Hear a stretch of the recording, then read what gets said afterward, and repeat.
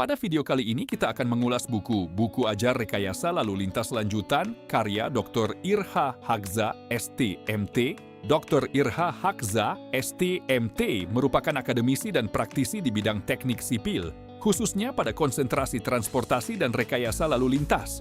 Melalui pengalaman mengajar, penelitian, serta keterlibatannya dalam berbagai kajian transportasi, beliau menyusun buku ini sebagai panduan yang komprehensif bagi mahasiswa maupun praktisi untuk memahami konsep, analisis, dan penerapan rekayasa lalu lintas secara sistematis.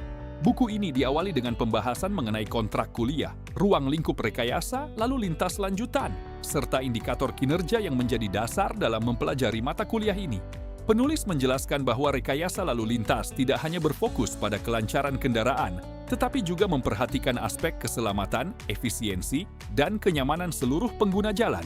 Pada bab berikutnya, pembaca dikenalkan dengan berbagai jenis data dan survei lalu lintas yang menjadi dasar dalam proses analisis.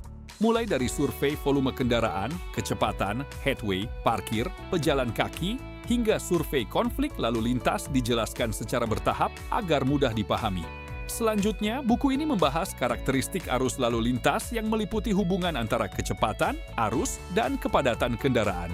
Pembaca juga diajak memahami konsep kapasitas jalan serta tingkat pelayanan atau level of service yang menjadi indikator kualitas suatu ruas jalan. Pembahasan kemudian berlanjut pada analisis simpang tak bersinyal dan simpang bersinyal. Penulis menjelaskan berbagai parameter penting seperti kapasitas simpang, derajat kejenuhan, tundaan, antrean, waktu siklus, pembagian waktu hijau, hingga evaluasi kinerja simpang berdasarkan kondisi di lapangan. Tidak hanya itu, buku ini juga membahas parkir, fasilitas pejalan kaki, pesepeda, serta keselamatan lalu lintas. Konsep black spot, black site, dan audit keselamatan diperkenalkan sebagai upaya mengidentifikasi lokasi rawan kecelakaan sekaligus merumuskan solusi perbaikannya.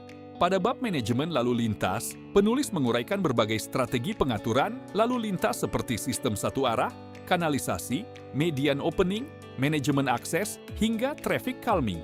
Seluruh pembahasan disertai indikator evaluasi sehingga pembaca mampu memahami cara memilih solusi yang paling tepat sesuai kondisi jalan.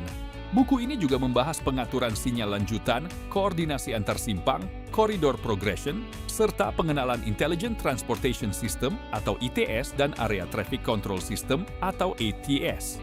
Topik tersebut menjadi sangat relevan karena perkembangan teknologi kini semakin berperan dalam pengelolaan lalu lintas perkotaan.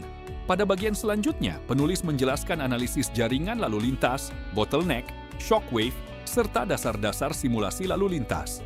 Pembahasan ini membantu pembaca memahami bagaimana kemacetan dapat terjadi dan bagaimana strategi penanganannya dapat dirancang secara lebih efektif.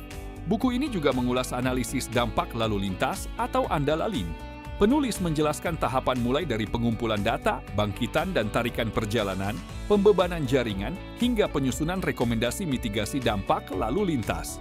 Bab berikutnya membahas integrasi lalu lintas dengan angkutan umum, fasilitas pejalan kaki, pesepeda, serta kebijakan prioritas pergerakan pada koridor perkotaan.